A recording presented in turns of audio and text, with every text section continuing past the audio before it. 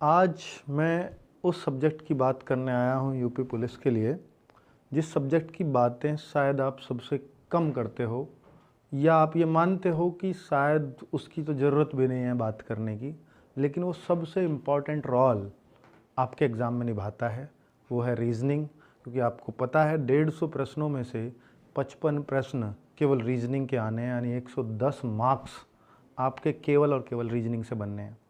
लेकिन सबसे हल्के में हम इस सब्जेक्ट को लेते हैं, क्योंकि हम देखते हैं कि वे मैथ्स है तो हम पहले ही मान लेते हैं कि ये बहुत प्रैक्टिस मांगता है, तो उसको हम खूब पढ़ते हैं।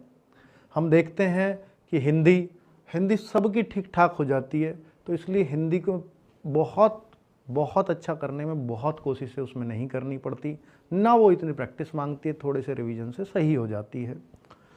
बात कर सकते हैं जीएस की, तो जीएस के लिए आप लास्ट तक परेशान रहते ही हो, तो उसको उस डर से हमेशा पढ़ते रहते हो और सबसे ज़्यादा समय शायद जीएस को देते हो। लेकिन रीजनिंग को आप हमेशा हल्के में लेते हो, सोचते हो कि ये तो हो ही जाएगी। लेकिन आप देखो पिछला रिकॉर्ड उठा करके कि 55 प्रश्नों में से जो सेलेक्ट हुए उन बच्चों के भी 40-40 प्रश्न ही सही हुए हैं, 42-42 प्रश्न ही, जबकि वो टारगेट हर कोई ये सोचता है कि 50 तो यूँ ही कर दूंगा। उसमें 50 करना आसान नहीं होता। हो सकते हैं लेकिन अगर आप लगातार प्रैक्टिस करो तो।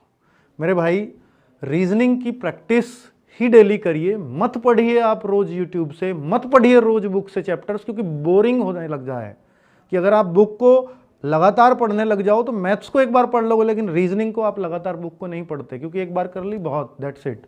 लेकिन रीजनिंग प्रैक्टिस मांगती है, कुछ भी ना सही रोज 1 घंटा दे दीजिए। तो इसे 1 घंटे को कैसे दें, तो हमने एक बुक भी तैयार की है इसके लिए। वो प्रैक्टिस बुक ही है जिसका नाम है मिशन खाकी, और ये पहली ऐसी बुक है कि जिसके सॉल्यूशंस आपको वीडियो फॉर्म में मिलेंगे।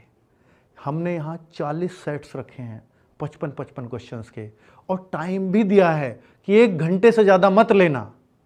1 घंटे में 55 क्वेश्चंस अगर आपने ये 40 सेट कर लिए, तो मुझे लगता है कि आप रीजनिंग में एग्ज़ाम में 50+ प्रश्न यूँ ही सही कर देंगे। और जो बच्चा 50+ प्रश्न सही कर देगा, मुझे लगता है कि वो 90% चांस है वो सेलेक्ट हो जाएगा। Thank you.